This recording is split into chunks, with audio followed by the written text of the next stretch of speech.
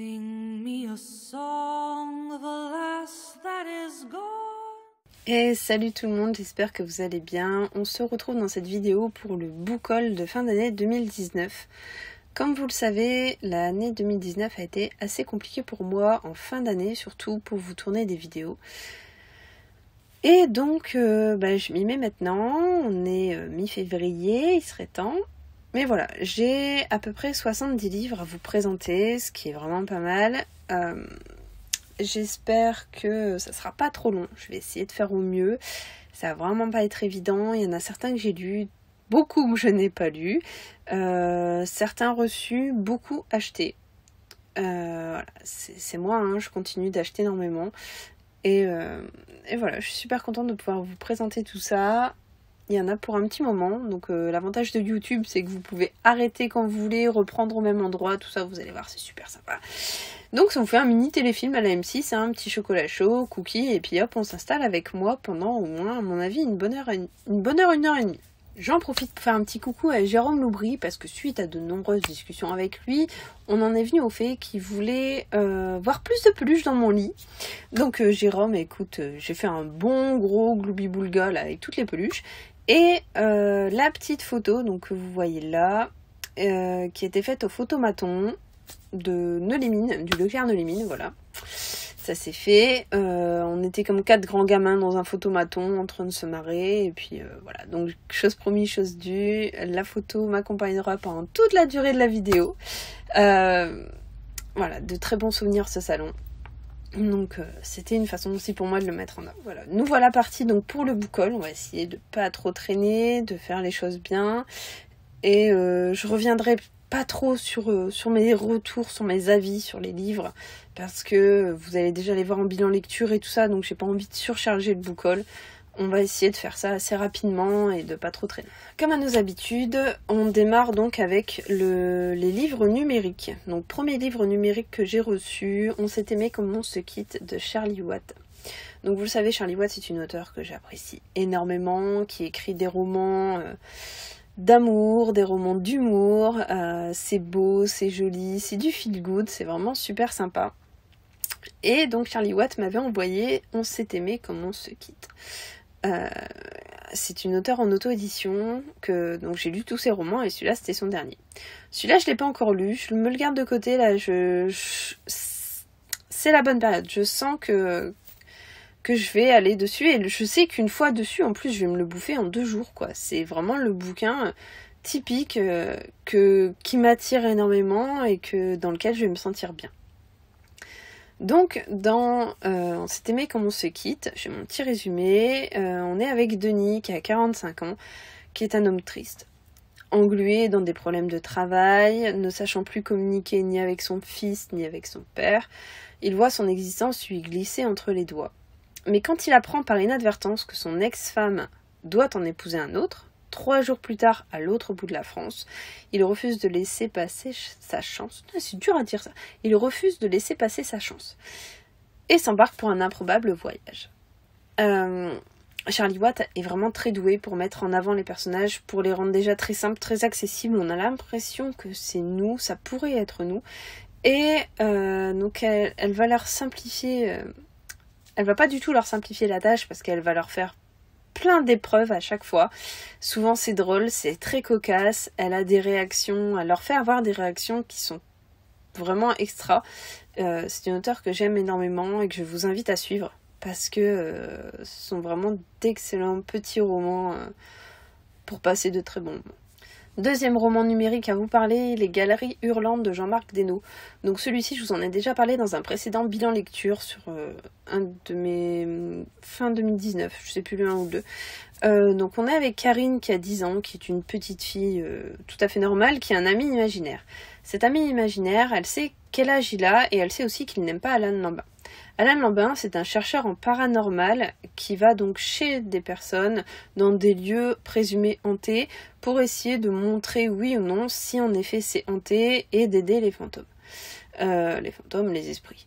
Le papa de Karine, la petite fille, appelle Alan Lambin au secours et lui demande de venir l'aider parce qu'il se passe vraiment des choses bizarres dans sa maison. On se demande si ça ne peut pas être en lien avec les anciennes mines de charbon qui sont pas très loin de leur habitation. C'est la région Nord-Pas-de-Calais, il y a énormément de mines, d'anciennes mines, et notamment dans celle-ci, il y a eu un coup de grisou de très nombreuses années auparavant. Sauf que pour accéder à cette mine, il faut passer par un ancien hôpital abandonné. Alan Lambin est un personnage que j'aime énormément, c'est un personnage très doux, très calme, très posé, quelqu'un de profondément gentil. Et c'est toujours un plaisir immense de le revoir et très clairement je pense vraiment que pour moi Les Galeries Hurlantes est le meilleur des 3 romans sortis pour l'instant. Est-ce que c'est une question d'attachement aux mines? Parce que mon grand-père était mineur donc j'ai vraiment vécu là-dedans. Ça m'a peut-être beaucoup touchée à ce niveau-là. Ou est-ce vraiment pour le côté très frisson parce qu'il a réussi à me surprendre, il m'a fait peur, j'ai eu vraiment l'impression d'être dans les souterrains avec Alan, de voir les apparitions, de ressentir ce qu'il ressentait, et j'ai adoré Les Galeries Hurlantes. Ça a été vraiment une excellente lecture, d'ailleurs c'est peut-être même le genre de livre que j'aimerais relire. J'ai passé un excellent moment avec Alan, je vous conseille absolument si vous aimez les livres sur le paranormal, ce sont des livres extraordinaires. On va continuer avec les livres papier, donc d'habitude c'est vrai que j'utilise des livres, d'abord les poches, ensuite les grands formats. Là très clairement mes poches sont très mal placées, ils sont derrière les grands formats, donc on va faire en allant et puis on verra bien ce que ça va donner. Donc premier roman à vous parler, La mer en hiver de Susanna Kearsley aux éditions Charleston. C'est le premier, je ne veux pas dire le dernier, mais c'est au moins le premier Charleston dans ma bibliothèque. La mer en hiver, elle m'a été conseillée sur un groupe de fans d'Outlander. Sing me a song of a lass that is gone. Donc oui, moi, vous le savez, Outlander, on revient plus dessus, hein, ça fait des années, je peux te dire maintenant, ça fait des années que je vous embête avec ça. Et donc La mer en hiver, on est en Écosse en 1708, au moment où le prince Stuart souhaite remonter sur le trône. C'est un roi exilé, donc il est aidé par des jacobites, il est aidé par des soldats français aussi à vouloir remonter sur le trône. Il faut savoir que c'est une période où l'Écosse est plus ou moins gouvernée par l'Angleterre, ils veulent leur indépendance, ils veulent être tranquilles, et c'est une époque assez compliquée pour l'Écosse. Donc on est avec une jeune femme qui est en train d'écrire un roman, son personnage principal porte le nom d'une de ses ancêtres, et plus elle va écrire, plus elle va se rendre compte que la ligne entre la réalité et la fiction est brouillée. Il va se passer pas mal de choses. Elle va découvrir une histoire d'amour, oubliée par le temps, tout ça. Vraiment, on va plonger dans cette Écosse du XVIIIe siècle. C'est une Écosse que j'aime énormément, que moi j'ai appris à aimer avec Outlander.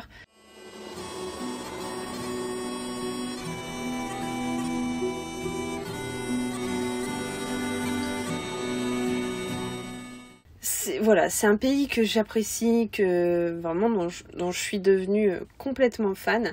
J'adore l'Écosse et le fait de pouvoir replonger dedans grâce à ce genre de roman, ça me plaît beaucoup.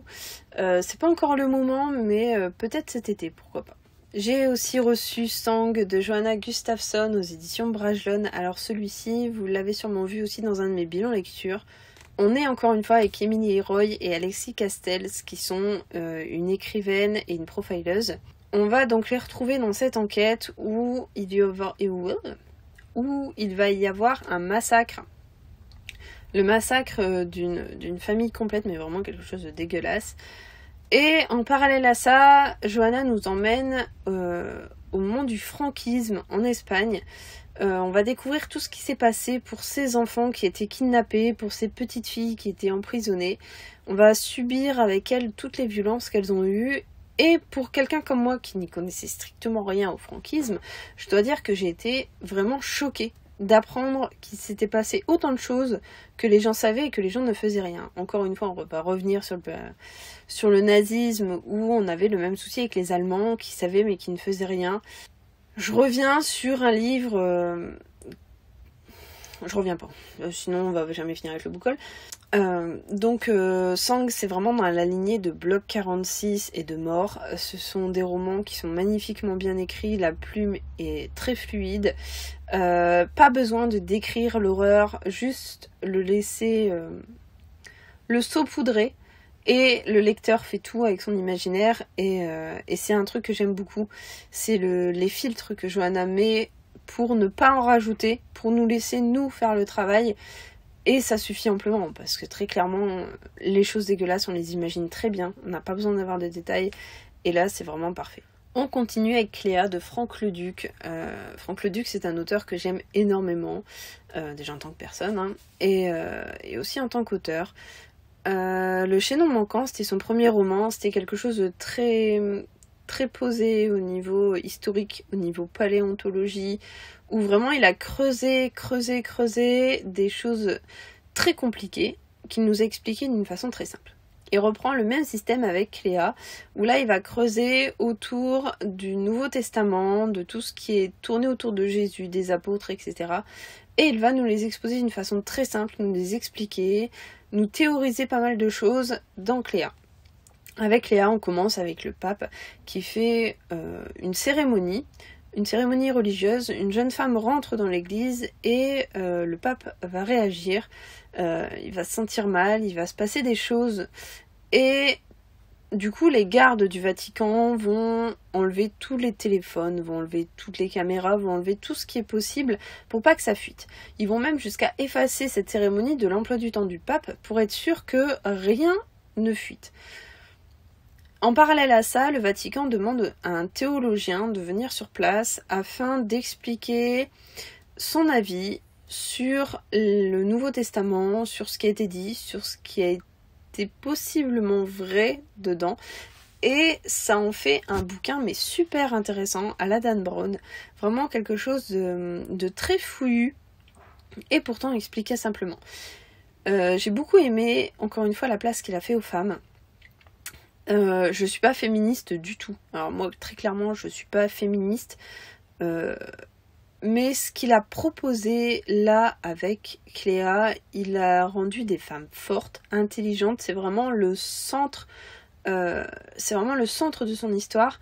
Et ça en fait quelque chose de vraiment génial. Si vous pouvez lire Cléa, franchement foncez parce que c'est un bouquin vraiment extra. Il est très très intéressant et j'attends avec impatience son 3e roman. J'ai aussi acheté Les aventures de Nestor Burma, les Caras de l'opéra, mais très clairement c'est pour Jacques Saussé que je l'ai fait. Vous le savez, Jacques Saussé, c'est un auteur que j'adore. Je vais pas dire j'idolâtre, mais je suis vraiment pas loin. Et voilà, donc Nestor Burma, c'est pas du tout mon truc.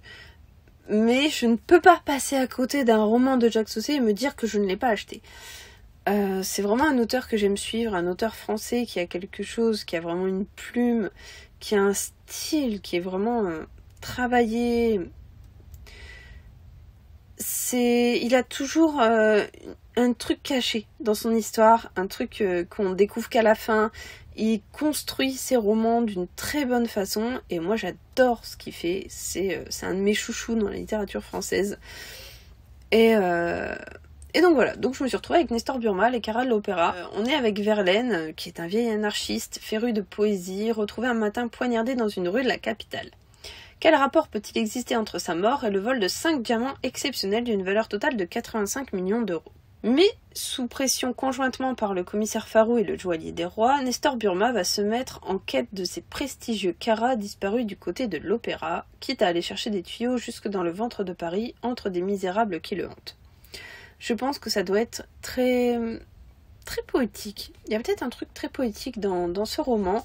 Avec le style de Jacques Saussé, peut-être que je pourrais prendre goût à Nestor Burma aussi. J'ai aussi reçu Uka Serial Killer de Emily Tibbats chez Ring. C'est des tueurs en série britanniques dans l'ombre un peu de Jack l'Éventreur.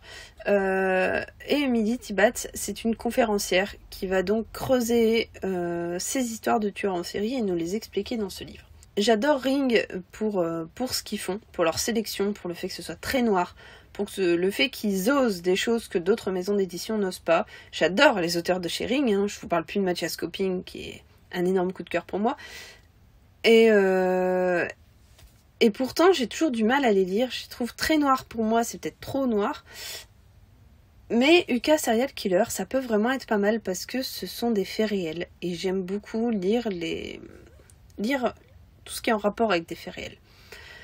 Maintenant, j'aime aussi que ce soit un peu raconté et pas forcément juste expliquer. À voir ce que ça va donner. Maintenant, c'est un livre qui m'intéresse énormément. Je pense qu'il y a encore beaucoup à creuser.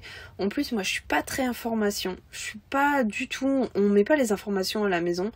Je lis pas le journal. Je suis pas... souvent, je vois passer quelques infos sur Facebook, mais c'est vraiment... Voilà, c'est des trucs... des journaux, mais j'y prête pas forcément attention. Donc, je suis pas au courant de tout ce qui se passe, que ce soit en France ou en Angleterre ou ailleurs. Et donc là, pouvoir plonger dans des faits réels, ça m'attire vachement. J'ai aussi reçu Le Labyrinthe des eaux de James Rollins, une aventure de la Sigma Force, publié chez Fleuve Noir. Alors celui-ci, il a été publié un petit moment quand même. On est dans les montagnes reculées de Croatie. Un archéologue fait une découverte étrange, les os d'une femme cachée depuis des millénaires dans une chapelle catholique souterraine. Je sais pas pourquoi, je sens que je suis en train de me donner envie de le lire. Ça m'énerve déjà en fait. Je suis déjà en train de me donner envie de le lire. Alors, si je l'ai, c'est que j'avais déjà envie de le lire, mais là ça va être encore pire.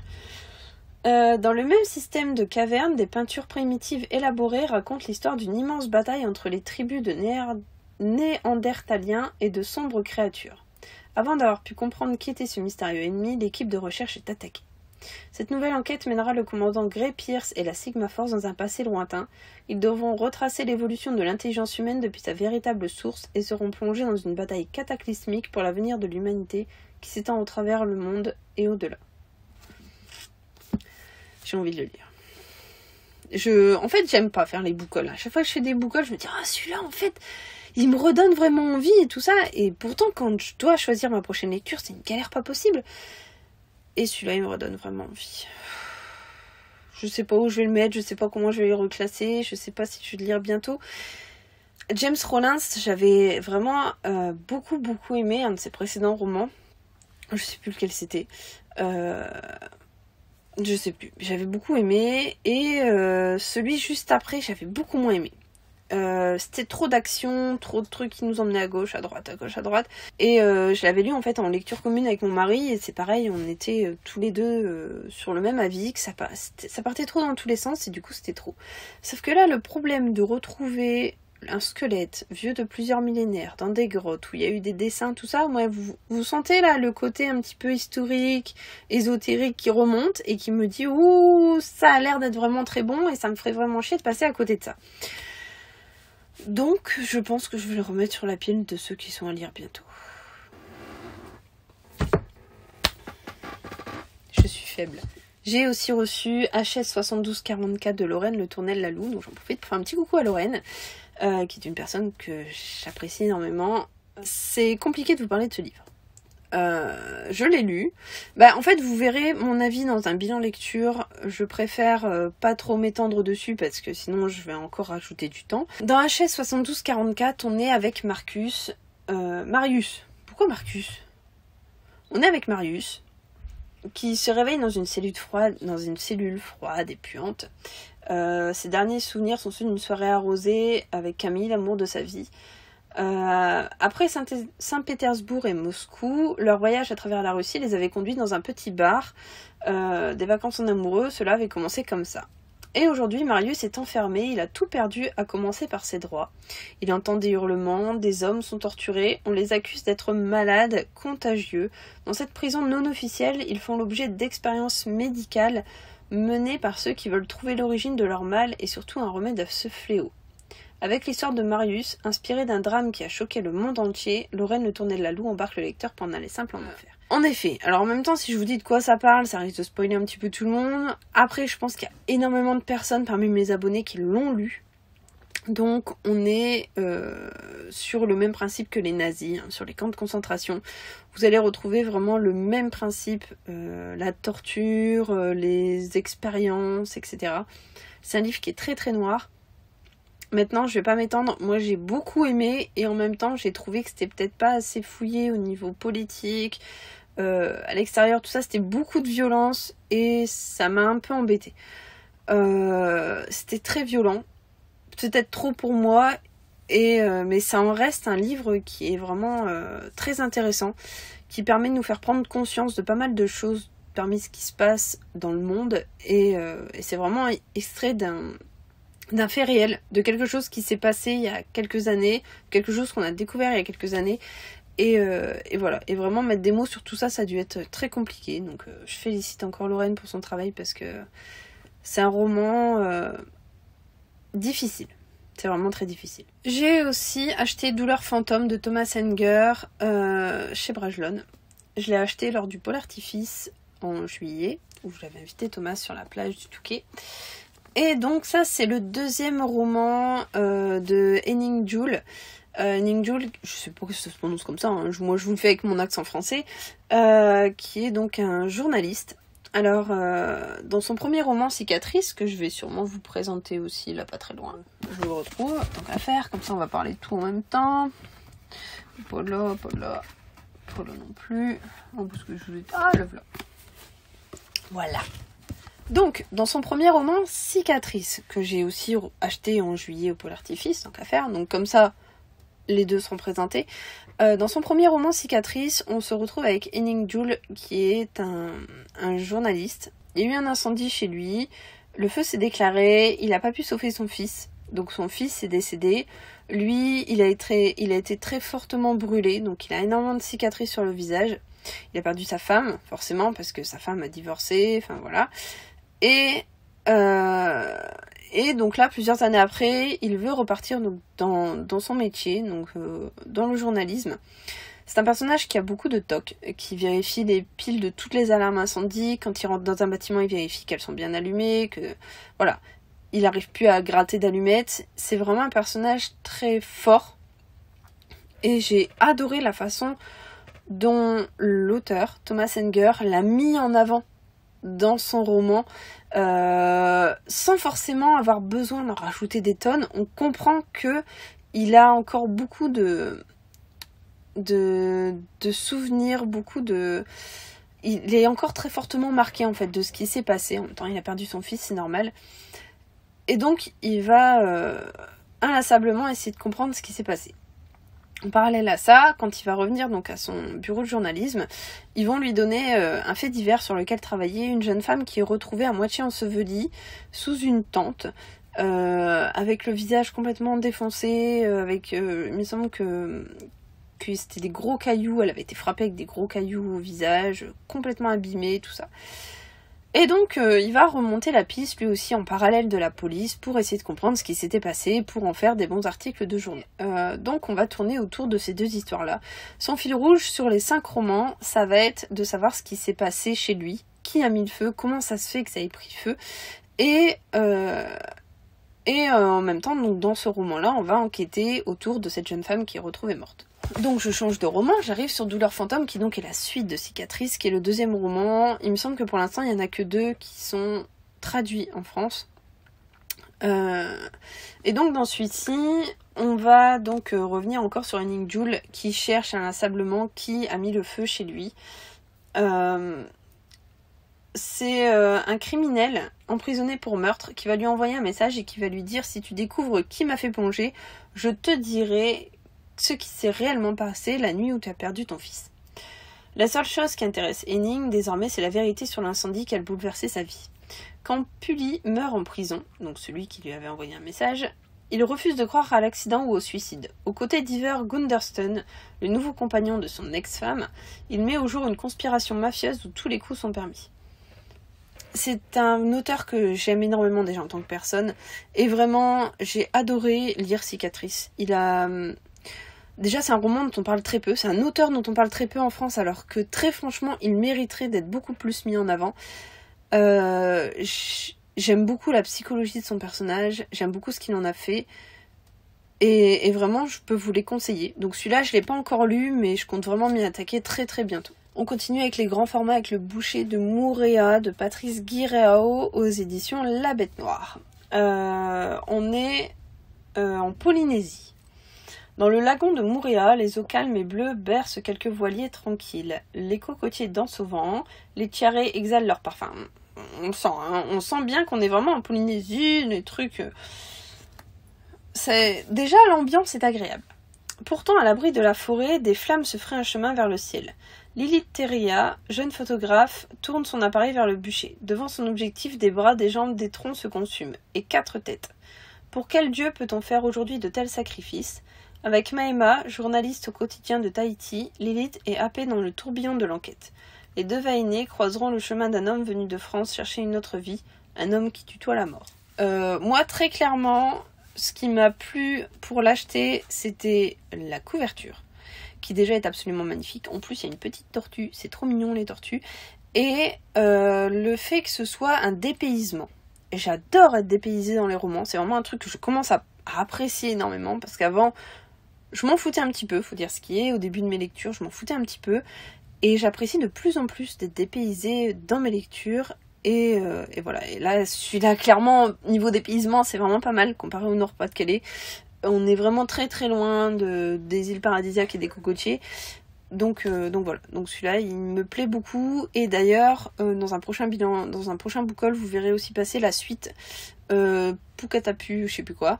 Le deuxième tome que j'ai acheté donc très récemment, qui est sorti là le 13 février. On a commencé aussi à acheter les tomes du Sorceleur, donc celui-ci c'est la saison des orages, c'est un hors-série. Parce que mon mari est un grand fan du jeu vidéo, il y a énormément joué et on a appris qu'il y avait des livres à la base. Oui, enfin bon, ça c'est moi, j'ai creusé et puis je me suis rendu compte qu'il y avait des livres. Et juste avant de sortir la série, on s'est dit que ça serait vraiment pas mal de commencer la collection des livres. Alors moi je voulais pas un truc tout moche comme les poches là qu'ils ont sorti, je voulais un truc quand même très classe. Bah oui, ça rentre bien dans la bibliothèque quand même, hein, tant qu'à faire. Donc on est parti sur cette édition-là de Brajlon, qui est vraiment super jolie. C'est un côté un peu parchemin, la couverture. Donc voilà, donc on a commencé avec la saison des orages. Et le livre de l'épée de la Providence. Alors oui, j'ai pris ceux que j'avais trouvés. Hein. Sur le coup, le tome 1, je l'avais pas vu. Donc on a commencé comme ça. Quoique je me demande si le tome 1, on l'avait pas déjà. Le tome 1, je l'ai peut-être déjà présenté une fois. Ouais, c'est possible. En tout cas, il l'a lu. Le tome 1, il l'avait lu et il avait beaucoup aimé le fait que ce soit des nouvelles et tout. Et moi, j'ai adoré la série. Jette un sou au sorceleur, au fertile vallée, au fertile vallée. Oh, oh, oh. Jette un sou au sorceleur, au fertile vallée.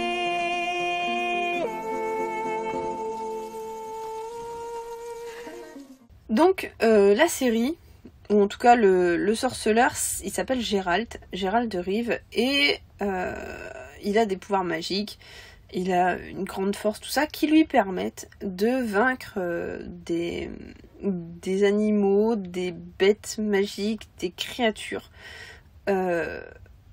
pour sauver, pour aider. Donc ça c'est ce rôle de sorceleur, et il va rencontrer des mages, des magiciennes, il va rencontrer des créatures, il va aller à la rencontre de rois, de plein de monde en fait. Il a une destinée, il y a plein de choses super intéressantes.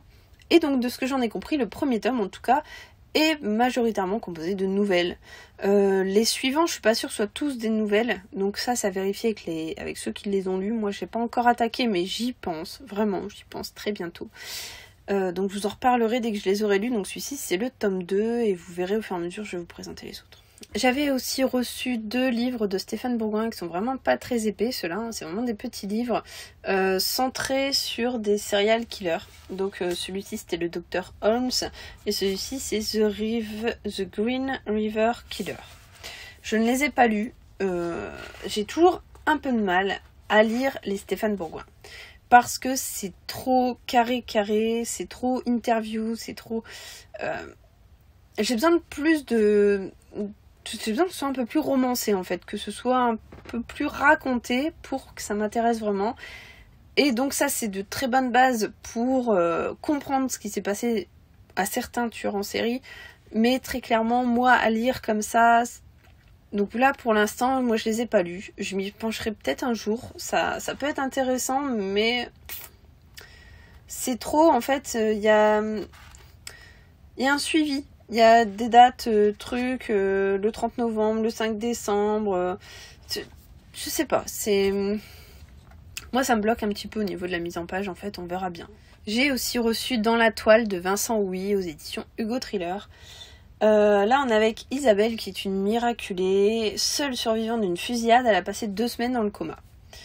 Contrainte d'abandonner sa carrière de critique d'art et ne supportant plus la vie citadine, elle quitte Paris avec son mari pour s'installer dans un nouveau chalet au cœur des Vosges. Souffrant de graves séquelles, Isabelle pense se reconstruire grâce à la peinture, mais le malaise qu'elle ressent dès son arrivée va rapidement se transformer en terreur.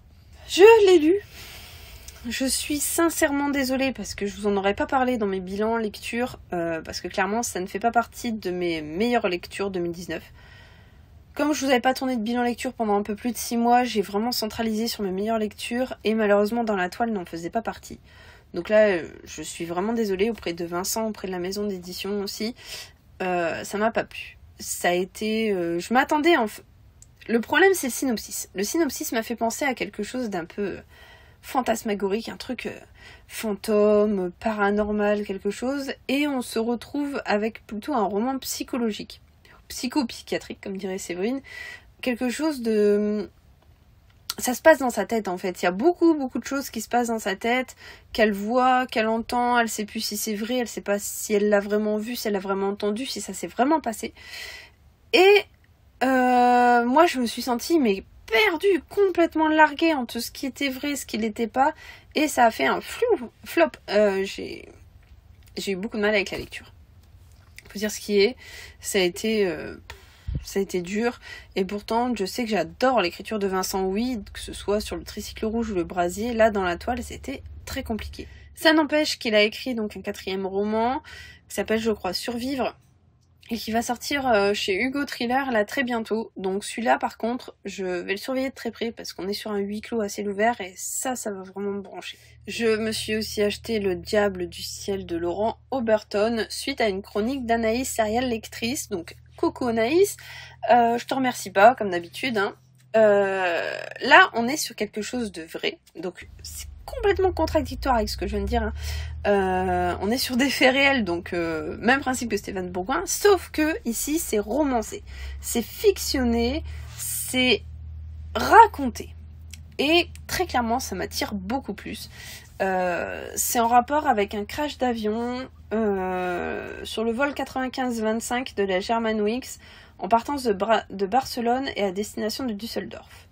Il a entamé une descente non autorisée qui répond plus au contrôle aérien et il plonge sous les nuages et se pulvérise contre les Alpes sous un angle sévère au bout d'une trajectoire tendue à très haute vitesse. Donc là on est en mars 2015 et donc cette histoire va vraiment raconter ce qui s'est passé. C'est un enquêteur de la BEA qui va vraiment creuser l'histoire, qui va essayer de comprendre comment c'est possible que cet avion s'écrase. Est-ce que c'était volontaire? Qu'est-ce qui s'est passé? Pourquoi? Etc. Et c'est le genre de roman qui m'attire énormément. Donc je te remercie vraiment Anaïs. J'espère vraiment que ça me permettra de découvrir quelque chose de vraiment top. Je m'auto-contredis, c'est quand même fort. Hein. Parce que je vous dis depuis tout à l'heure que j'aime pas forcément les romans de Stéphane Bourgoin, parce que c'est la façon dont c'est écrit, dont ça amené, tout ça. Et je vous présente quoi? Que des trucs de Stéphane Bourgoin. C'est très contradictoire, j'en suis sincèrement désolée. Donc bah voilà, Serial Crimes de Stéphane Bourgoin. Je sais pas pourquoi, je continue de les acheter. C'est plus fort que moi, hein, mais on est encore sur un truc 8 juillet, 9 juillet, 10 juillet. Et je sens déjà que ça va pas le faire. J'aime pas du tout la mise en page, j'aime pas du tout la façon, voilà. Maintenant, ça peut être de très très bonnes sources d'informations en cas de besoin. Coucou, chérie. Donc je vais le prendre comme ça, je vais le prendre comme un dictionnaire et c'est le genre de bouquin qu'il faut avoir dans sa bibliothèque quand on lit du polar thriller, mais qu'il faut pas forcément lire comme ça pour le plaisir. Je sais pas, vraiment je vais le prendre comme ça et peut-être qu'un jour je m'y pencherai, mais là actuellement je continue de les acheter mais je ne les lis pas. Je vous présente aussi Horizon funèbre, alors là on le voit pas très bien, de Michael Fenris. Michael Fenris qui est un auteur que j'apprécie énormément. En tant que personne aussi, en tant qu'auteur. Souvenez-vous, le syndrome Noah, que j'avais adoré. Et donc là, celui-ci, je l'ai pris pour mon homme, parce que lui, il adore Michael aussi, et il a peut-être ce besoin un peu plus fantastique que moi. Là, on est avec des nouvelles. qu'ils prennent la forme d'une paire d'ailes, d'araignées venimeuses, d'un prédicateur, d'un pantin de bois, d'une jeune indienne perdue ou encore d'un tremblement de terre, le destin n'est jamais celui qu'on croit. Il frappe aussi bien dans un funérarium que dans un bar miteux, au Japon en 1945 comme à Noël sous la neige ou sur une plage d'Indonésie dévastée par un tsunami. Il se joue de nous et impose ses propres règles le plus souvent tragiques. Et pour les protagonistes de ces histoires, l'horizon ne saurait être que funèbre. 16 nouvelles entre drame, thriller, horreur et fantastique, ou 16 façons de réécrire l'avenir. J'aime pas lire les synopsis, ça me donne envie. Faut que j'arrête de vous lire les synopsis en fait, je pense que ça serait peut-être une bonne idée. Je vais vous présenter les livres et on va arrêter de lire les synopsis parce que ça m'énerve d'avoir envie de lire un livre comme ça en fait. À chaque fois je me dis non mais pas maintenant. Puis en fait à chaque fois que je lis les synopsis je me dis oh ça a l'air vraiment bien. Je vais pas rentrer dans un débat autour de Céline Dangean, sinon je pourrais débattre avec vous pendant des heures. Céline Dangean est devenue une de mes auteurs chouchous. C'est une auteure que j'apprécie énormément en tant que personne. Elle a un cœur énormissime. C'est une personne joyeuse avec un humour noir percutant. Et donc La fille de Cali, c'est son deuxième roman, mais c'est aussi le premier avec Héloïse Bouquet, qui est une enquêtrice qui va devoir mener une enquête autour d'une serial killeuse. De toute façon, voilà, que ce soit clair et net, tout va tourner autour d'une serial killeuse. Et il y a aussi une parallèle qui est faite avec une jeune fille en Inde qu'on va voir grandir. Voilà. Je ne vous en dirai pas plus, c'est le premier roman avec le personnage d'Héloïse Bouquet. Ensuite, il y a Le Cheptel et ensuite vous avez Double Amnésie. Donc moi, je les ai lus tous les trois. Ça a été des coups de cœur phénoménaux. Céline Dangean a une plume incroyable. Ce sont des romans hyper denses, mais c'est vraiment très très dense. Hein. Je vous mens pas, hein. C'est vraiment hyper dense.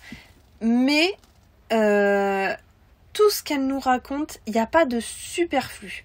Elle va pas vous surcharger d'informations complètement inutiles. Tout ce qu'elle vous raconte a une utilité. Et ça en fait des romans denses, difficiles à digérer, parce que on est avec les personnages. On va vivre tout ça avec eux pendant un long moment et ouais, ça en fait des bouquins vraiment très prenants.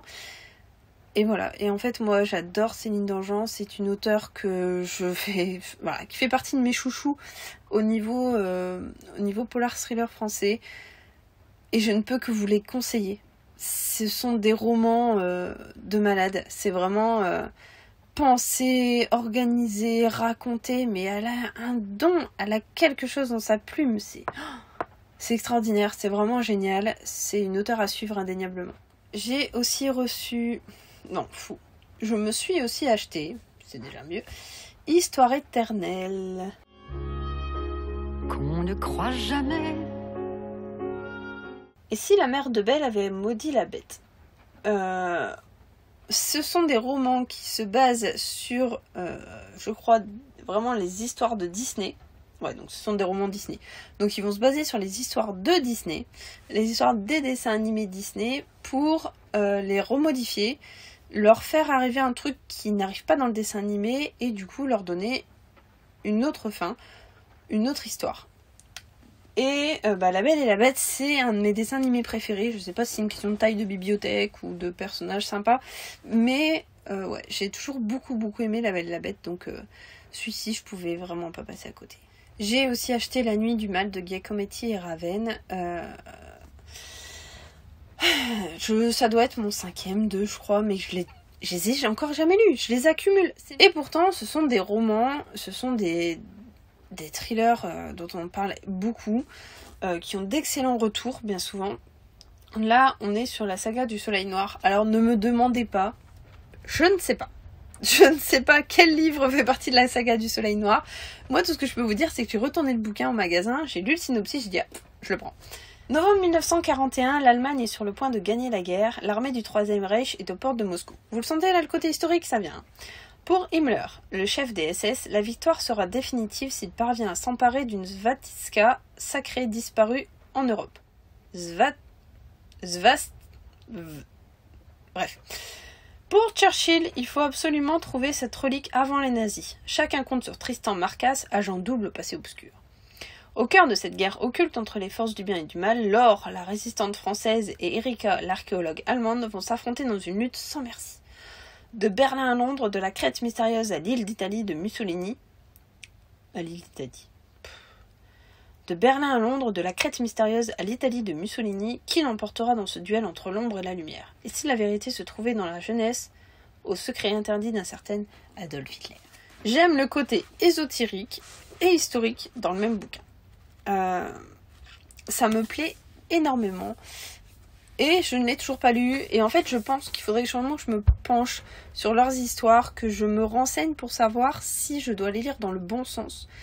S'il y a quelque chose vraiment... parce que là, on nous parle de la saga du Soleil Noir. Je sais même pas si j'en ai d'autres de cette saga. Je sais pas si c'est le premier ou pas. J'en ai aucune idée. Donc vraiment, il faudrait que je puisse creuser le sujet. Et c'est pas un très gros livre. C'est un livre qui fait à peu près 400 pages. Je pense que ça peut vraiment être sympa d'essayer. Il faudrait vraiment que j'essaye. J'avais aussi reçu Le Gène Atlantis de A.J. Riddle aux éditions Brajlon. Alors, moi, depuis que j'ai lu Atlantide, à la poursuite d'Atlantide et compagnie, là, c'est terrible. Moi, Atlantide, j'en fais un truc... j'adore ça. Au cœur de l'Antarctique, des chercheurs mettent à jour une mystérieuse structure millénaire. La puissante secte des Imari est bien décidée à en exploiter les ressources susceptibles de changer l'histoire de l'humanité ou de déclencher son extinction. Or, dans un laboratoire en Indonésie, la brillante généticienne Kate Warner vient de faire une découverte essentielle à leur plan. L'agent David Val enquête sur les Imari au péril de sa vie. Lorsqu'une source anonyme lui fait parvenir un message codé, il est prêt à tout pour sauver Kate. La seule qui détienne la clé de l'énigme, la course pour s'emparer du gène Atlantis est lancée. Je vous avoue qu'il fait son poids dans la main. Maintenant, côté Atlantis, ça peut le faire. Ça peut vraiment le faire. Ça peut être vachement sympa.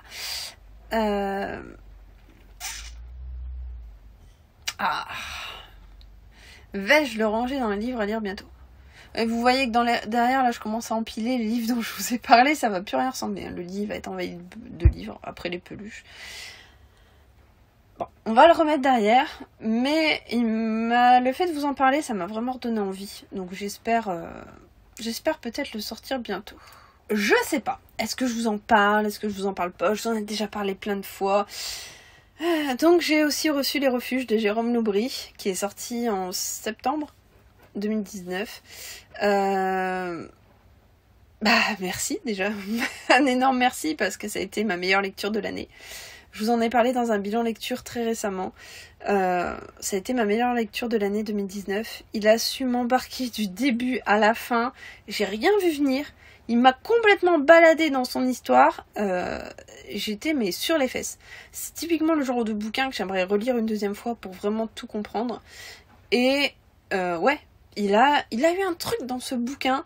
Je sais pas ce qu'il lui a pris. Il a été inspiré clairement parce que c'est un bouquin hors norme. C'est un bouquin génialissime. Dans Les Refuges, on est avec Sandrine. Qui est priée d'aller vider la maison de sa grand-mère qui habitait sur une île. Donc elle se rend chez le notaire, il lui donne les clés, il lui dit qu'il faut prendre un bateau. Elle va prendre un bateau pour aller sur l'île et je ne vous en dirai pas plus parce qu'il va se passer plein de choses. Vous allez voir, cette île est vraiment très mystérieuse. Il va se passer énormément de choses et à partir de la première page, vous allez vous faire balader tout le long et c'est vraiment la première à la dernière page. Il vous embarque dans son histoire, vous n'avez pas le choix, vous êtes obligé de suivre. Et vraiment, mais quel plaisir! C'est énorme. C'est vraiment très bien écrit, très bien tourné, très bien pensé. Voilà quoi. Meilleure lecture 2019. Ça dit ce que ça veut dire. J'en ai lu à peu près une quarantaine. C'est pas énorme. Hein. J'en ai lu à peu près une quarantaine cette année. Enfin l'année dernière. Et voilà. Et Jérôme Loubry. Les Refuges. Je vous parlais tout à l'heure de l'histoire de La Belle et la Bête, histoire éternelle, où il prenait donc l'histoire de Disney et qu'il changeait à un moment donné un fait, qui du coup changeait la donne sur toute l'histoire. Ici avec Pauvre homme en perdition, on est sur l'histoire de la petite sirène, mais attention, on ne change pas d'histoire, on a juste un autre point de vue. Et sur celui-ci, on est sur Ursula, voilà c'est ça, on est sur l'histoire d'Ursula, le point de vue d'Ursula par rapport à l'histoire de la petite sirène. Il est rikiki, faut dire ce qui est. Il y a 180 pages, je sais même pas pourquoi je l'ai pas encore lu. Et en fait, tout simplement, le côté fan de la petite sirène. Donc voilà, je me suis rendue ridicule, j'ai la bête, j'ai la petite sirène.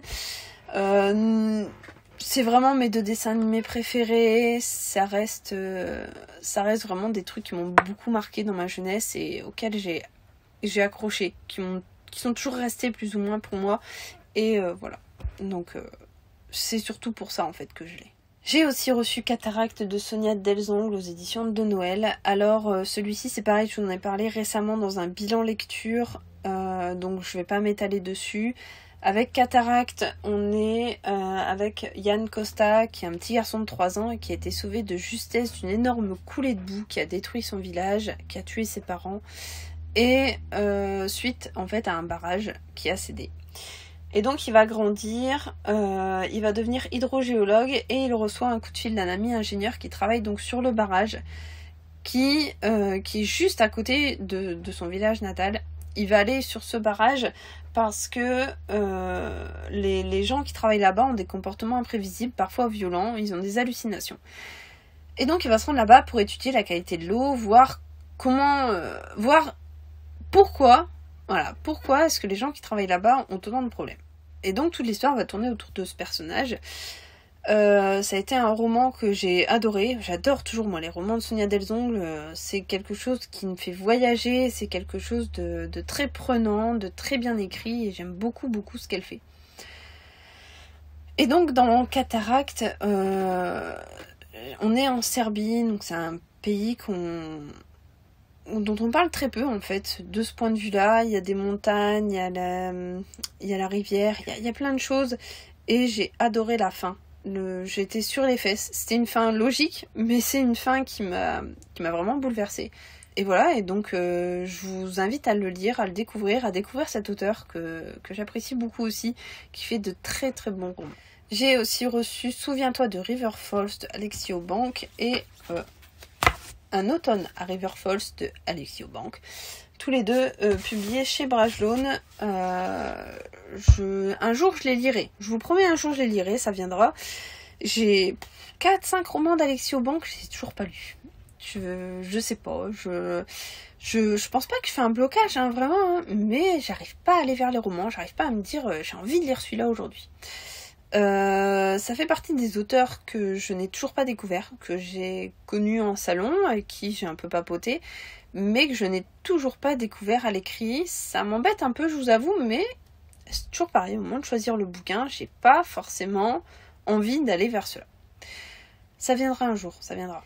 J'ai reçu aussi Été pourri à Melun-Plage de Nicolas Duplessis. Donc lui, je vous le présente plus, hein, Nico. Salut YouTube, salut Facebook. Aujourd'hui, je vous propose une vidéo FAQ, foire aux questions, pour parler un peu de moi, de mes projets, et puis voilà. C'est devenu quelqu'un de très proche, avec qui je m'entends très bien. Charlène, combien es-tu dans ta tête? De plus en plus, et c'est un peu trop. Ça commence à me coûter un pognon de dingue en chauffage et en douche. Nicolas Duplessis, je vous présente plus, je vous en ai déjà parlé plein de fois. Pour son roman, si je le mets devant, ça sera mieux. On n'enterre jamais le passé. Donc celui-ci, c'est le deuxième. Ça a été vraiment quelque chose de très très différent de ce que je peux lire d'habitude. C'est un auteur qui joue énormément sur l'humour, sur la psychologie des personnages, ça va pas être très fouillé, tout ça, c'est vraiment un moment de détente. C'est un truc lambda qui va de A à B, et il se passe plein de petits trucs en zigzag entre deux, et ils vont se faire poursuivre, et il va lui arriver des trucs, il va faire une note d'humour, et vraiment, ça a été une très très belle découverte. Et du coup, j'espère lire celui-ci très bientôt, parce que je pense que ça doit être dans la même lignée, hein. Je viens de voir passer Michel Blanc là en feuilletant, alors je me dis que ça peut être vraiment dans le même humour un peu décalé. Ouais, voilà, à découvrir. Je pense que c'est un auteur qui a vraiment de l'avenir. C'est un auteur dont on parlera très prochainement dans pas mal de vidéos. C'est un excellent youtubeur, il chronique avec passion tous les livres qu'il lit, et donc je vous invite en plus à suivre sa chaîne, n'hésitez pas.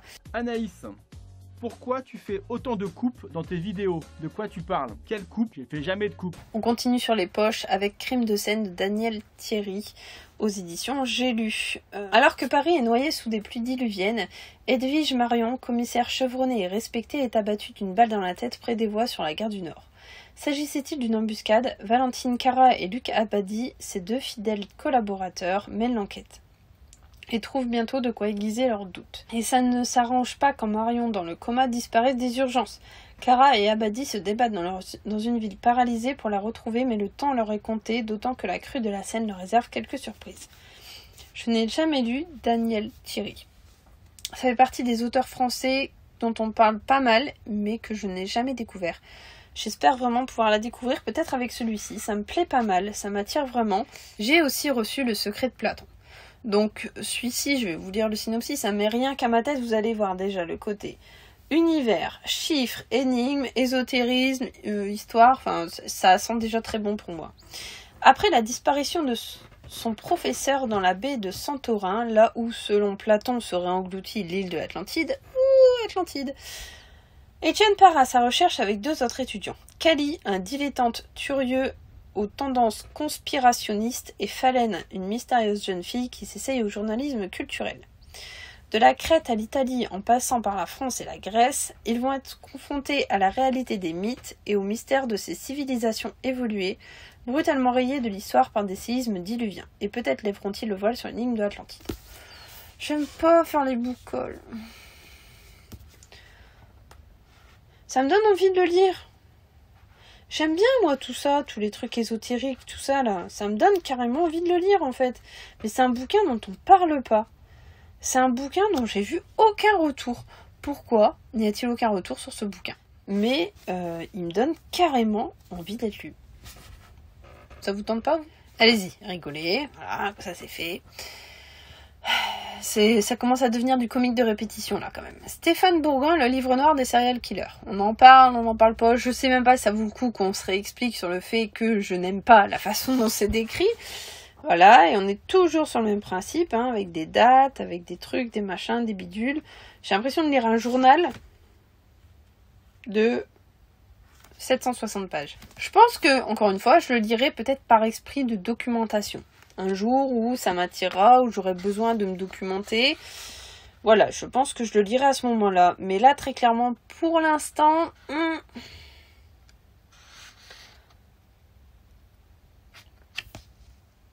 J'ai aussi acheté Une bonne intention de Solène Bakowski. Celui-là, je vous en ai déjà reparlé, donc je vais pas revenir dessus longtemps. Je l'avais en numérique. Et j'avais envie de l'acheter, tout simplement. Je l'avais pas en papier, ça m'énervait de pas l'avoir en papier. Oh, il y a pas de lui. Et voilà, j'ai eu envie de l'acheter. Et Solène, c'est une auteure que j'adore, donc je suis super contente de l'avoir acheté.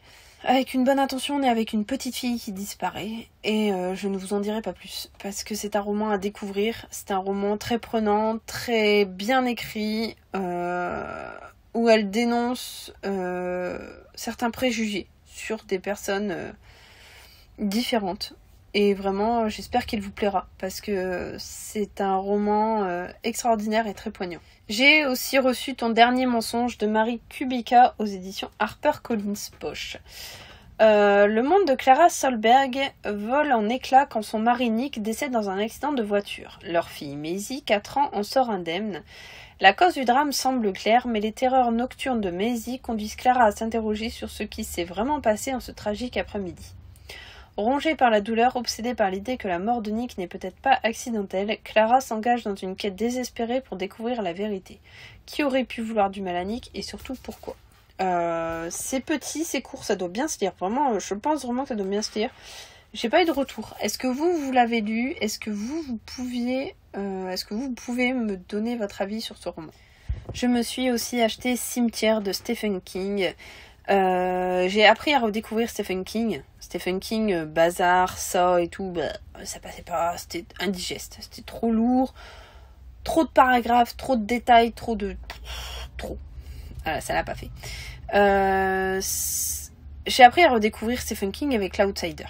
L'Outsider, ça a été une lecture incroyable pour moi, ça a été une une découverte. Ça a été clairement une énorme découverte. J'ai adoré ce bouquin. D'ailleurs, récemment, j'ai aussi lu L'Institut, qui est sorti là en début d'année, que j'ai adoré. Et donc, je me suis dit que c'était l'occasion de peut-être retenter, grâce à ma maturité récente, les premiers Stephen King, qui, selon les dires, sont quand même vraiment pas mal. Donc, suite à la sortie du film Cimetière, ils ont ressorti donc Cimetière avec une très jolie couverture. C'est toujours un problème de couverture avec moi. Et en fait, voilà, du coup j'ai eu carrément envie de l'acheter et de le lire. Donc on est avec Louis Creed, un jeune médecin de Chicago qui emménage avec sa famille à Ludlow, petite bourgade du Maine, toujours dans le Maine. Leur voisin, le vieux Jude Crandall, les emmène visiter le pittoresque cimetière où des générations d'enfants ont enterré leurs animaux familiers. Mais au-delà de ce cimetière, tout au fond de la forêt, se trouvent les terres sacrées des Indiens, lieu interdit qui séduit pourtant par ses monstrueuses promesses. Un drame atroce va bientôt déchirer l'existence des Creed, et l'on se trouve happé dans un suspense cauchemardesque. Ouais, ça a l'air d'être un truc bien taré encore, hein, mais ma foi, ça pourrait être vraiment pas mal. Je vais peut-être me le sortir à Halloween, vous savez quoi, comme ça va me laisser le temps vraiment de me préparer psychologiquement au fait de devoir lire un vieux King. Et vraiment pour Halloween ça pourrait le faire. J'en parle parce que je les ai reçus en même temps que les refuges. J'ai reçu, donc c'était une box avec une gourde, avec un sac et avec donc le 12e chapitre et les chaînes des 3 en poche et les refuges en grand format. Donc un énorme merci à Jérôme, un énorme merci à Calman Levy qui m'ont permis de les avoir aussi en format poche. Ce sont 2 romans que j'ai adorés, ce sont 2 romans qui font partie de mes préférés vraiment de ma bibliothèque. J'ai beaucoup aimé ces romans, donc je suis contente de pouvoir les avoir en poche. Ça me permettra peut-être de pouvoir les prêter, de pouvoir les passer dans la famille, tout ça, et de faire connaître un peu plus Jérôme Loubry. Céline Dangean. Donc je vais vous parler de Voulez-vous tuer avec moi ce soir de Céline Dangean, qui est son premier roman écrit, où là on n'est pas du tout avec Héloïse Bouquet, donc on est en dehors de la trilogie de La fille de Cali, de Le Cheptel et de Double Amnésie. On est sur son premier roman, c'est un one-shot. Je m'appelle Marcel, j'ai 47 ans, je suis contrôleur de bus, je mène une vie saine et bien rangée, j'aime l'ordre, la rigueur et la discrétion, et à bien des égards, je suis votre voisin idéal. Déjà, on sent le truc venir, hein, attention. C'est que, contrairement à bon nombre de mes contemporains, j'ai reçu une excellente éducation, et ce n'est pas ce que la police ou les journaux racontent sur moi qui leur fera changer d'avis. Toulouse, depuis plusieurs mois, le lieutenant Girard traque le tueur du vendredi, un pervers méthodique qui viole et tue des prostituées le long du canal. Le meurtrier, c'est Marcel. Un insoupçonnable contrôleur de bus à la vie sans histoire. Maniaque et obsessionnel, il suit jour après jour et à la minute près une routine bien huilée. Ses ennemis, les femmes, les indécentes, les décadentes, les provocantes. Et depuis peu, sa jeune voisine qui pourrait bien faire basculer une routine jusqu'alors inébranlable. Eh ben moi j'aime bien. Et non seulement ça a l'air de se lire super bien, mais en plus j'adore tellement l'écriture de Céline Dangean. Alors elle m'a dit qu'il fallait que je sois quand même sympa parce que c'était son premier tout ça, mais vous me la ferez pas à moi. Hein. Je pense vraiment que quand on sait écrire, on sait écrire. Et ce qu'elle m'a prouvé avec les 3 suivants, c'est que avec celui-là, ça doit déjà envoyer du lourd pour un premier. Le mystère Fulcanelli de Henri Lovenbroek.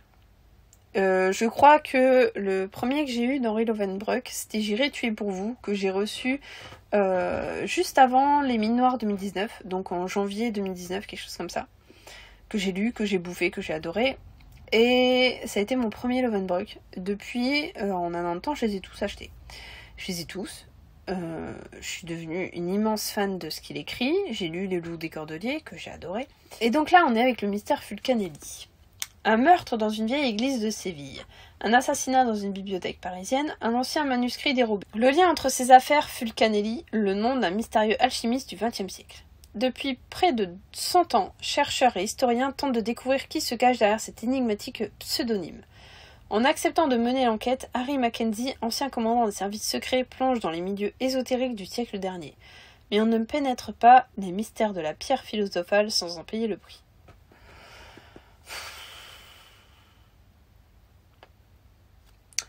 Prochaine lecture.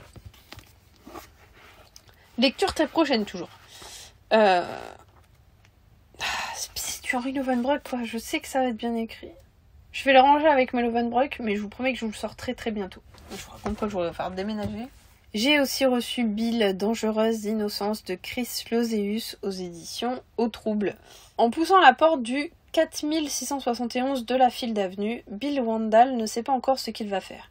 Il n'a que cette rage en lui, les souvenirs enfouis de son enfance dans les Hamptons ressurgissent devant la une du journal télévisé. L'adrénaline le porte et les événements s'entremêlent jusqu'à faire bien plus que remuer le passé. J'ai promis à Chris que je le lirai très bientôt. Je sais qu'Anaïs, sa lectrice, a adoré. Ça a été une très bonne lecture pour elle. Donc promis, je vous le sors très très vite. Promis. Vraiment.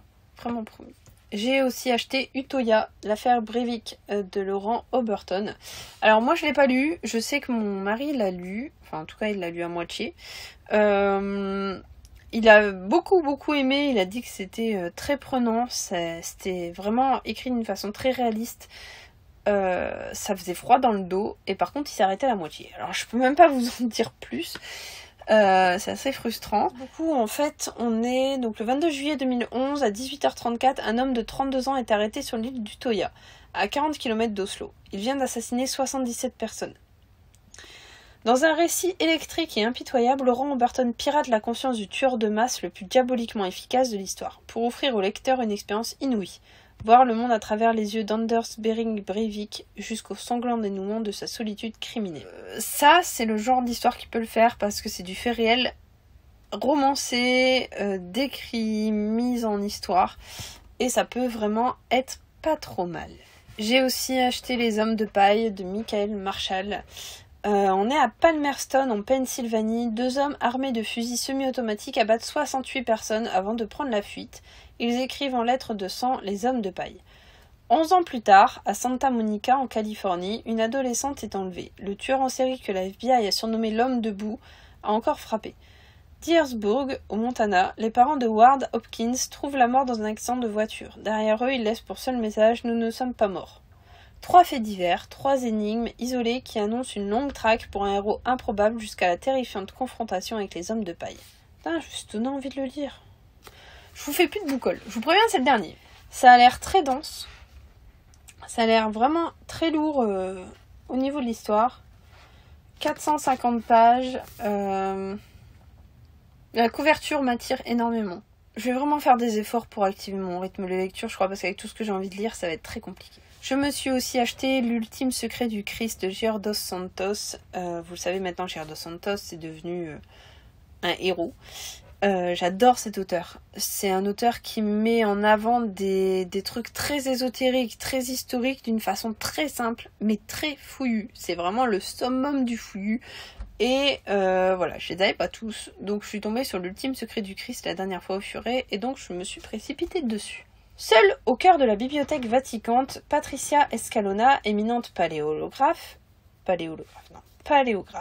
étudie le Codex Vaticanus, l'un des plus anciens exemplaires de la Bible. Un document aussi sacré qu'exceptionnel qui causera sa perte. Elle est égorgée et un message codé est laissé près de son corps. D'abord suspecté, Thomas Norona, historien et cryptologue, finit par apporter son aide à Valentina, l'inspectrice chargée de l'enquête. Alors que les meurtres s'enchaînent, ils vont devoir plonger dans le mystère du livre sacré pour comprendre les motivations de l'assassin. Une quête de la vérité qui va les conduire jusqu'en Israël, sur les traces de l'une des plus grandes figures de l'humanité, le Christ.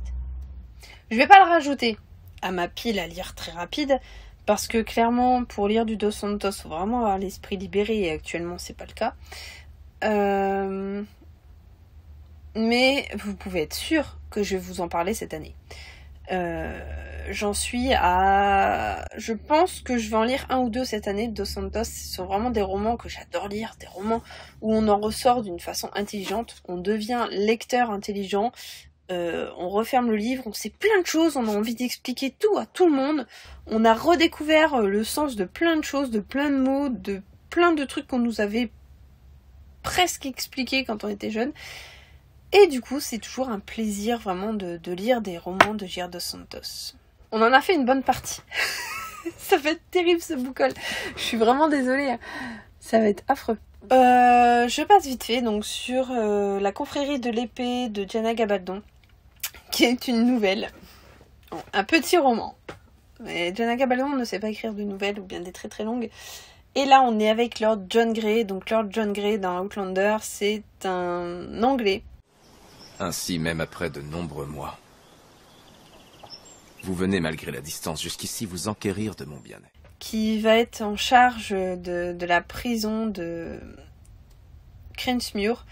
Je vous ai fait appeler parce que je suis face à une situation où j'aurais besoin de votre aide. Et en quoi je vous prie, Milord?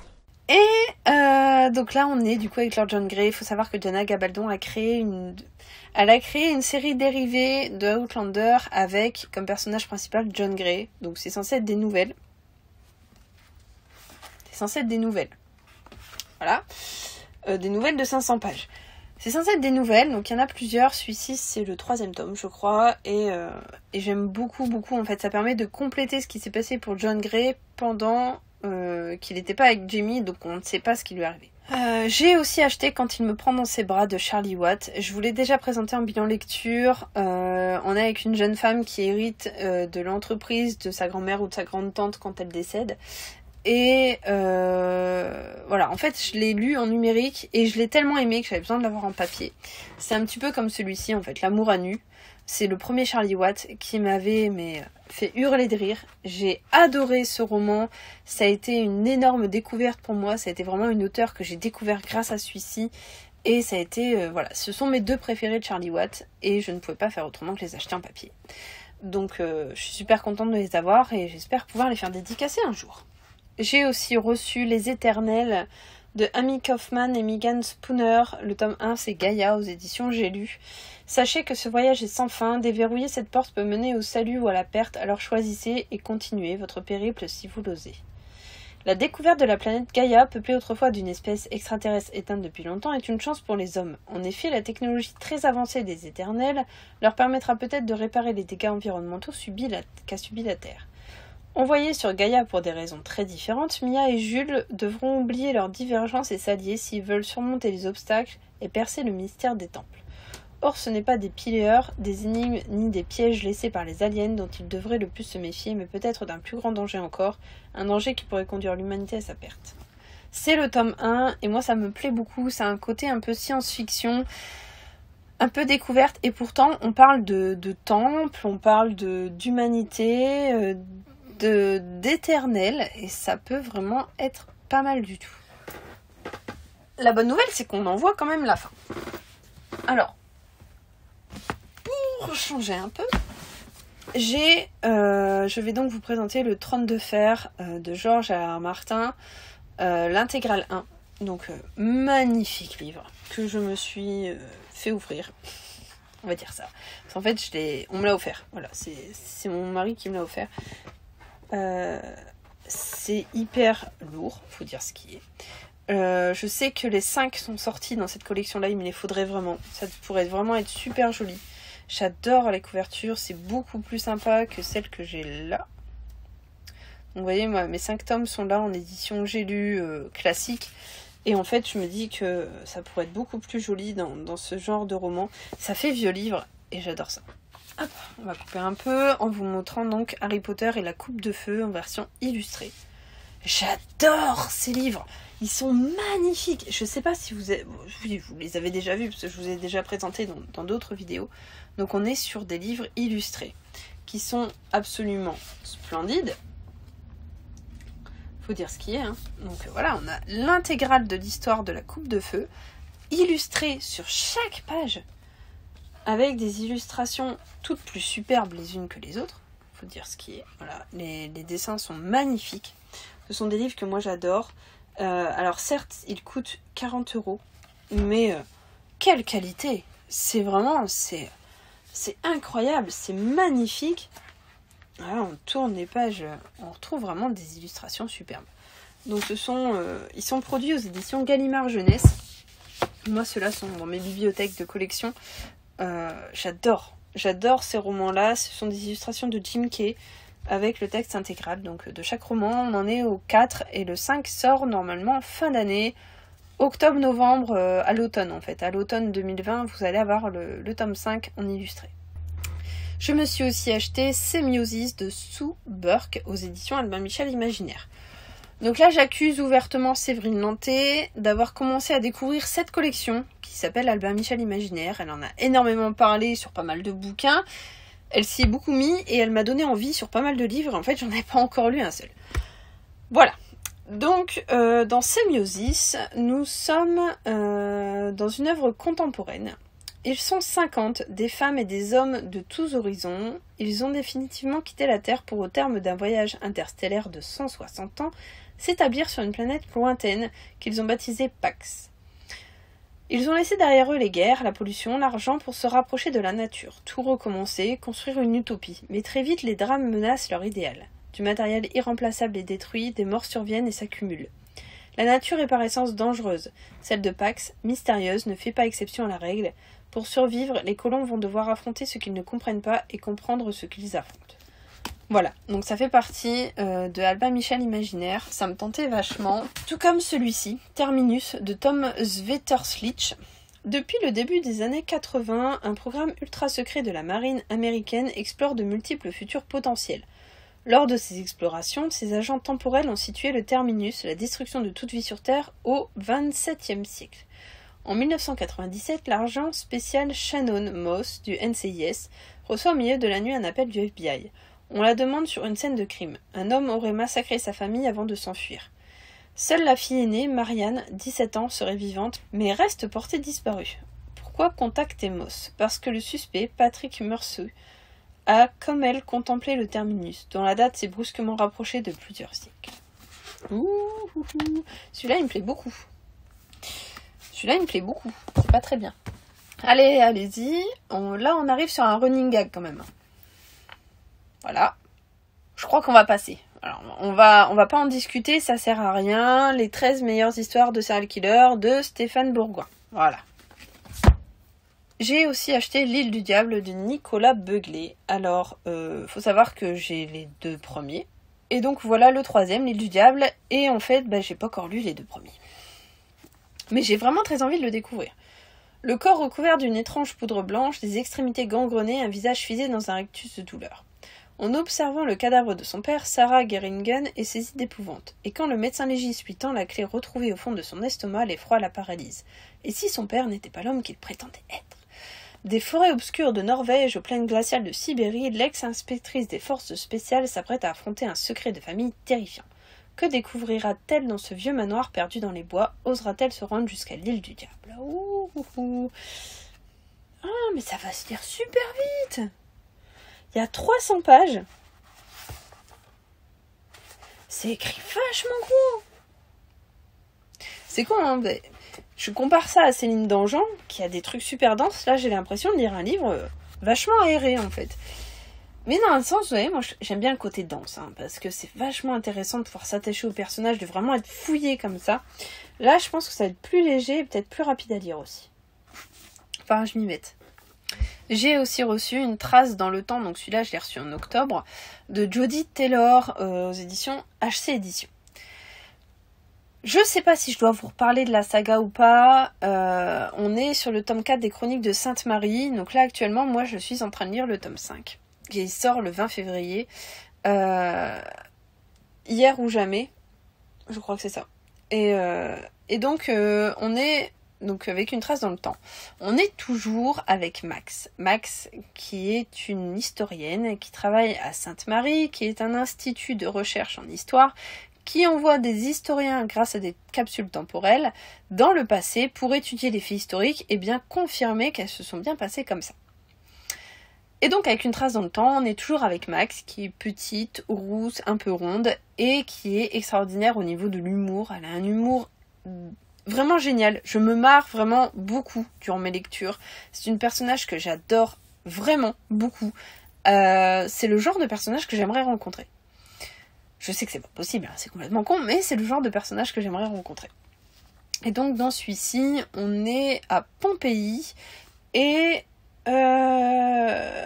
donc ça, on est en Angleterre, je crois. Bref, au moment de l'éruption du Vésuve, enfin, il se passe plein de trucs, il va arriver plein de trucs à Max. Par contre, c'est important, surtout pour celui-ci, je pense avoir lu les précédents. On est vraiment dans une suite logique au niveau de ce qui arrive au personnage, et ça serait vraiment bête de ne pas savoir comment elle en est arrivée là.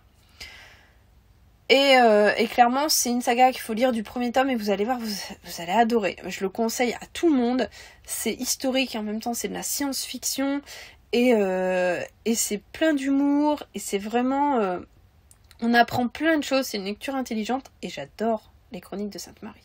Donc n'hésitez pas à foncer si vous voulez découvrir cette saga, c'est vraiment le moment. J'ai aussi reçu La poupée aux yeux de verre de Tony Perrault que je n'ai toujours pas eu le temps de lire, mais... je tiens à préciser que je l'ai prêté à une amie entre-temps. Je fais quand même quelque chose de bien. Qui, elle, l'a lu et qui a beaucoup aimé. Donc, voilà. C'est un auteur en auto-édition. J'aimais beaucoup le titre. J'aimais beaucoup le côté mortifère de la poupée. Et ouais, voilà. Je pense que ça peut être vraiment pas mal à lire, à découvrir. Donc, en plus, c'est un petit livre. Je vais le mettre là. Je vais le sortir très très bientôt. J'ai aussi reçu Mon territoire de Tess Sharp aux éditions Sonatine. Donc là, c'était un envoi-échange avec Séverine. À 8 ans, Harley McKenna a assisté à la mort violente de sa mère. Au même âge, elle a vu pour la première fois son père Duke tuer un homme. Rien de très étonnant de la part de ce baron de la drogue qui élève sa fille pour qu'elle lui succède. Mais le jour où Harley est en passe de reprendre les rênes de l'empire familial, elle décide de faire les choses à sa manière, même si cela signifie quitter le chemin tracé par son père. Et Séverine l'a lu, et Séverine m'en a fait un retour hyper dithyrambique. Elle a vraiment adoré Mon territoire de Tess Sharp et elle m'a dit que ça pouvait me plaire. Je lui fais confiance, donc il est rangé dans ma pile à lire bientôt, qui est un peu différente de ma pile à lire prochainement. J'ai aussi reçu Le jour du diable, la couverture est absolument magnifique, je tiens à le dire, de Andrew Michael Hurley aux éditions de Noël. Celui-ci, je le voulais absolument. Il y a plus d'un siècle, dans les Endlands, le diable s'est réveillé. Alors, le synopsis est d'enfer. Il a causé des ravages dans la vallée, décimant hommes et troupeaux. Alors, de génération en génération, les fermiers de ce coin perdu du nord de l'Angleterre lui tendent tous les ans un piège, le jour de la transhumance, en l'attirant avec des vins et des chansons. Ce rituel est devenu une fête adorée des enfants, célébrée par superstition. Mais cette année, alors que le jour du diable approche, des incidents s'enchaînent et les vieilles rancœurs et légendes du passé s'exacerbent. Et si le diable était de retour dans la vallée? J'avais lu un livre comme ça, chez De Noël. Je ne sais plus c'est quoi le titre.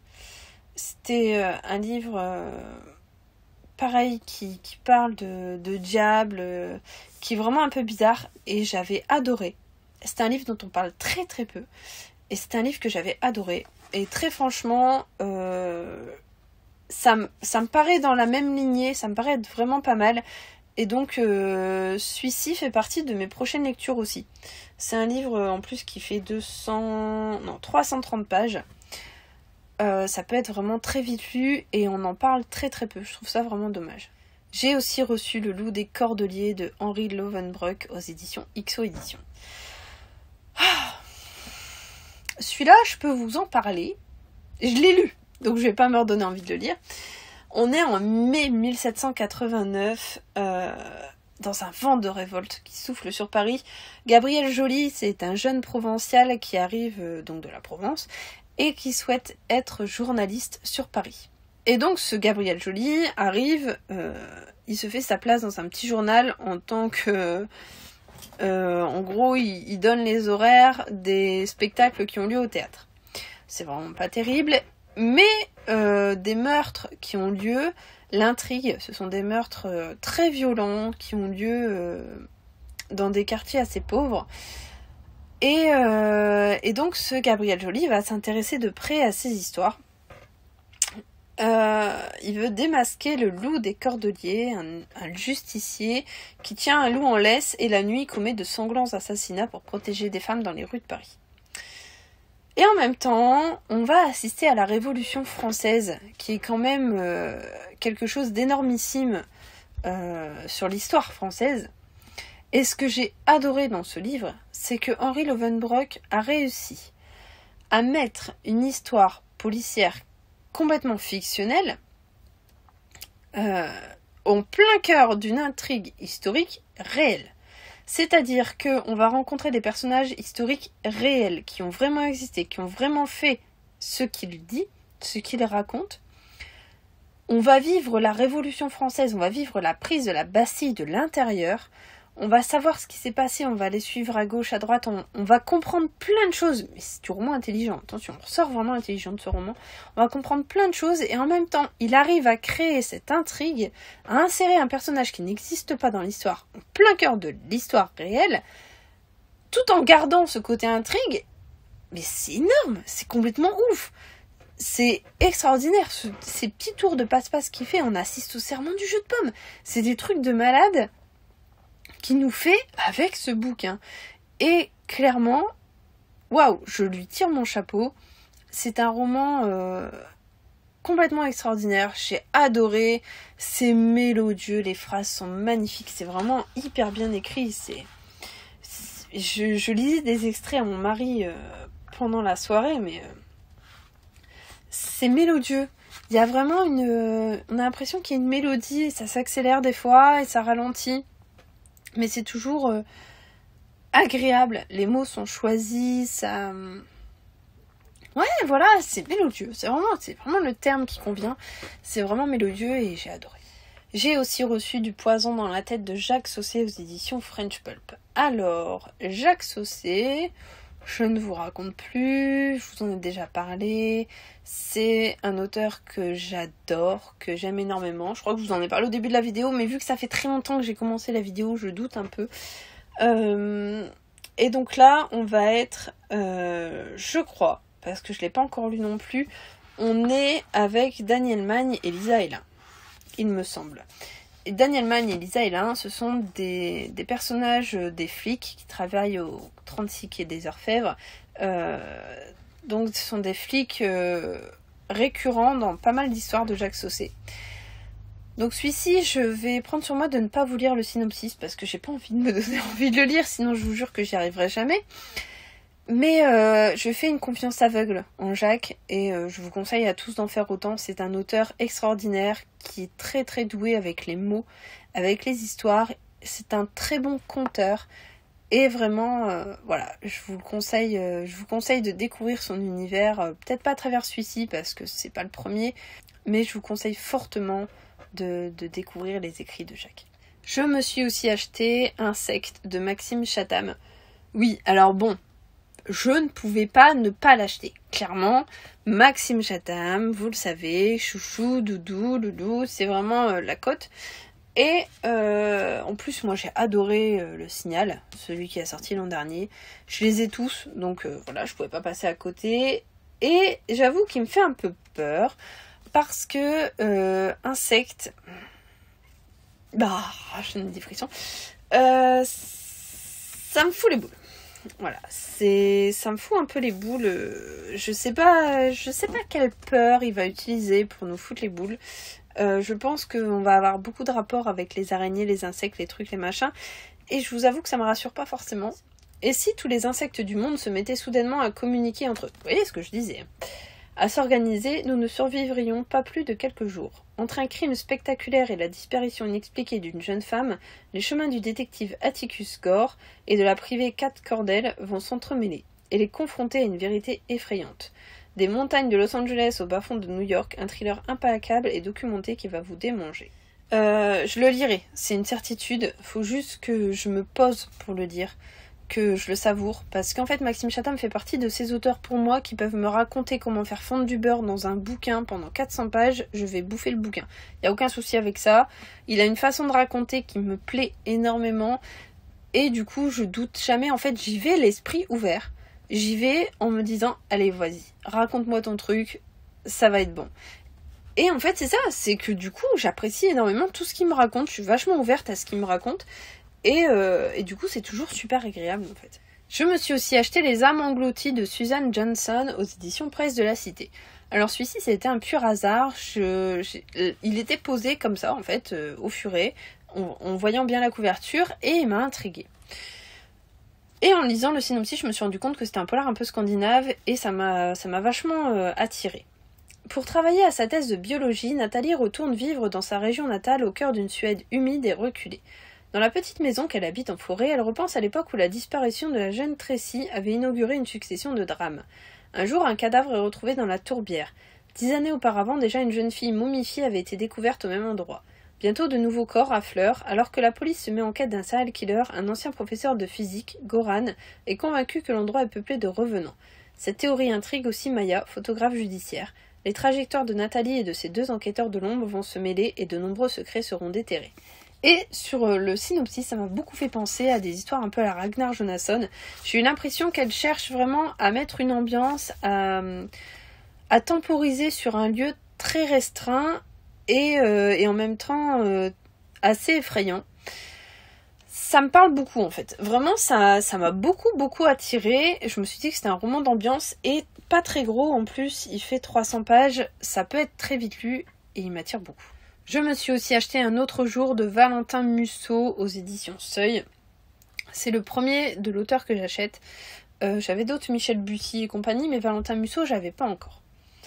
Adam Chapman, architecte de 41 ans, a tout pour être heureux. Il vit depuis 8 ans un amour sans nuage avec sa femme Claire, mais un matin, un coup de téléphone vient lui annoncer l'inimaginable. Alors qu'elle passait le week-end dans la maison de campagne de ses parents, Claire a été assassinée en lisière d'un bois. En quelques secondes, l'existence d'Adam vole en éclats. Mais ce qui pourrait être une fin n'est qu'un début, car Adam n'a aucune conscience de la véritable tragédie qui a commencé à se jouer. Dès le lendemain de la mort de Claire, il va découvrir qu'il existe pire que de perdre ce que l'on a de plus cher au monde, le perdre une seconde fois. Ça peut être pas mal. Ça peut être vraiment bien. J'ai jamais lu de Valentin Musso, mais j'ai vu beaucoup de retours très positifs de ce livre. On est sur du 300 pages aussi. Je crois que je vais me faire un raid 300 pages sur un mois. Ça va être vite lu. Il va y avoir beaucoup de livres qui vont bouger. Quitte à m'en faire un tous les 2 jours. Si je peux en évacuer pas mal comme ça serait vraiment bien. Peut-être en mars. J'ai aussi acheté Les Anges de Babylone de Ghislain Gilberti aux éditions Métropolis, donc redevenu Cosmopolis. On est sur la trilogie des ombres, le tome 2. Très clairement, moi je le lirai pas. Et je vais être franche, j'ai du mal à lire les Ghislain Gilberti. Je sais que beaucoup de monde accroche parce que c'est noir, mais pour moi c'est trop noir. Trop noir, trop de drogue, trop de... Voilà, j'ai essayé le tome 1 de cette trilogie des ombres et j'ai pas du tout accroché. C'était trop sombre pour moi, trop dur. J'ai vraiment eu beaucoup de mal. Donc moi je le lirai pas, mais je sais que mon mari adore les romans de Ghislain Gilberti. Donc voilà. Donc du coup, je l'ai acheté pour lui. Ça lui a fait super plaisir de l'avoir. Je pense qu'il le lira bientôt, j'espère. Quand il aura décidé de se remettre à la lecture. Non, en ce moment, il est en train de lire le Yvan Zinberg, donc il peut pas être partout. Donc voilà. Donc celui-là, moi, je le lirai pas, mais il fait partie de notre bibliothèque. J'ai aussi acheté Sa Majesté des Chats de Bernard Werber aux éditions Albin Michel. Celui-ci, je crois qu'il sort tous les ans à peu près en août-septembre, quelque chose comme ça. La couverture est trop mignonne. C'est un petit chaton. La couverture est trop mignonne et voilà. Et j'ai pas résisté. J'ai l'impression d'adopter un petit chat. Mais ça, la gueule de Maine Coon comme ça avec les yeux bleus pétants, le poil gris, il est magnifique ce chat. Je pense que le premier c'était Nous les chats ou quelque chose comme ça. Et donc là, c'est la suite. Je pense que c'est la suite. Il me semble que c'est le même principe que les fourmis, où il est dans la peau d'un chat et qui nous explique son monde et tout ça. Et je pense que ça peut être vraiment bien. Par contre, les fourmis, autant ça m'attire pas du tout, autant les chats, j'adore.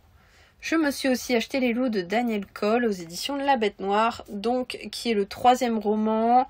Quand Finn Leschaud est retrouvé mort dans une pièce fermée de l'intérieur, tout laisse à penser qu'il s'agit d'un suicide. Mais Wolf, l'inspecteur principal en fuite depuis l'affaire Ragdoll et dont Shaw était le mentor, n'y croit pas une seule seconde. Il passe donc un accord avec ses anciens supérieurs pour mener une dernière enquête avant d'être jugé pour ses crimes. Épaulé par son ancienne partenaire, Emily Baxter, et par le détective privé Edmunds, Wolf remonte la piste jusqu'au début de Shaw à la brigade criminelle. L'homme était-il aussi intègre qu'il le croyait ?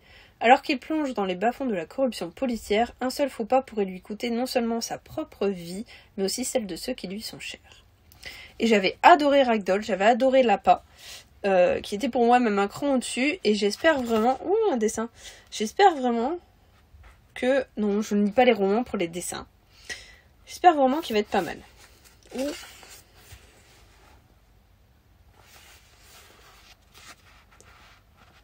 Ma foi, c'est original. Je suis curieuse d'avoir vu des dessins là-dedans. Et je vais peut-être aller voir. J'ai aussi reçu Lettre à l'assassin de ma fille de Kat Steincliffe aux éditions Stéphane Marsan.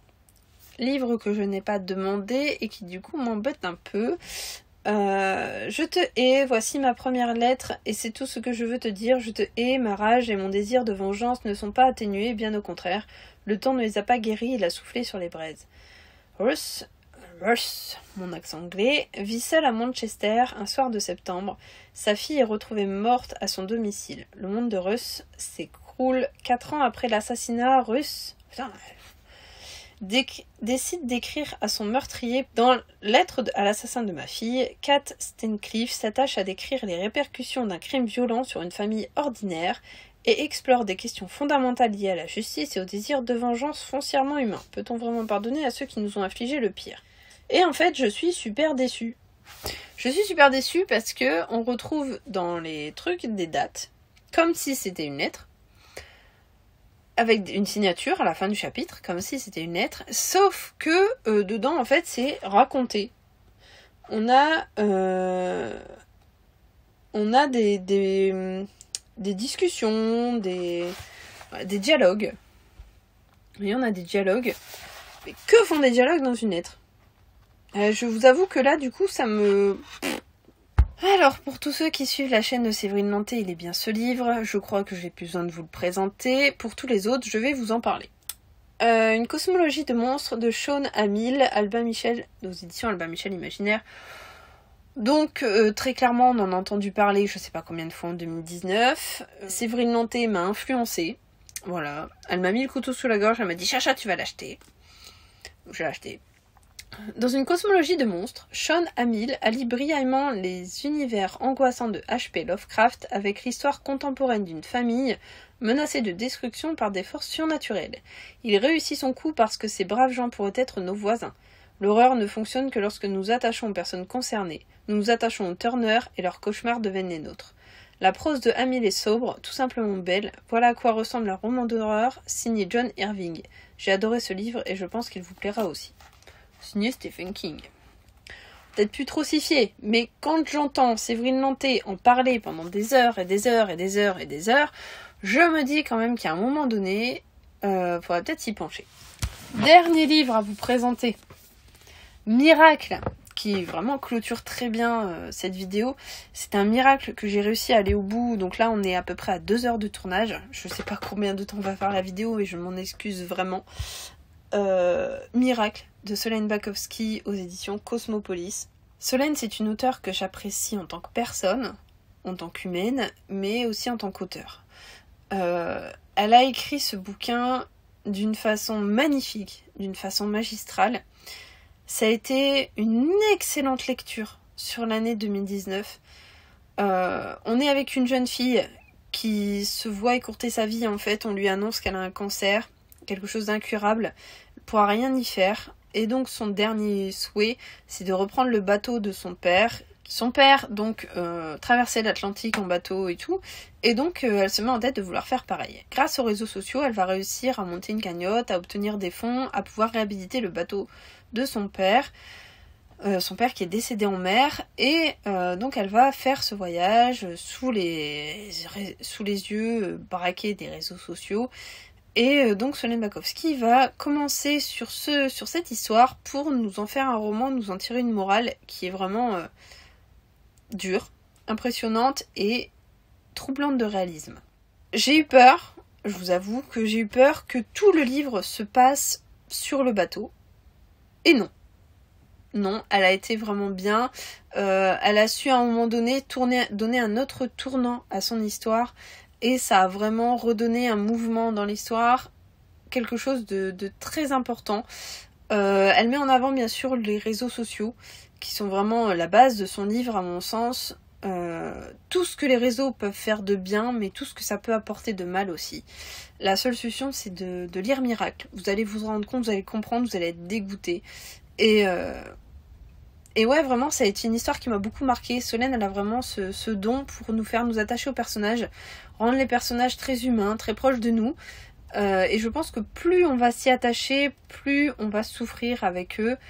Et ouais, vraiment, j'adore l'écriture de Solène. J'adore tout ce qu'elle fait. Et ce livre-là fait partie de mes très très bonnes lectures de l'année 2019.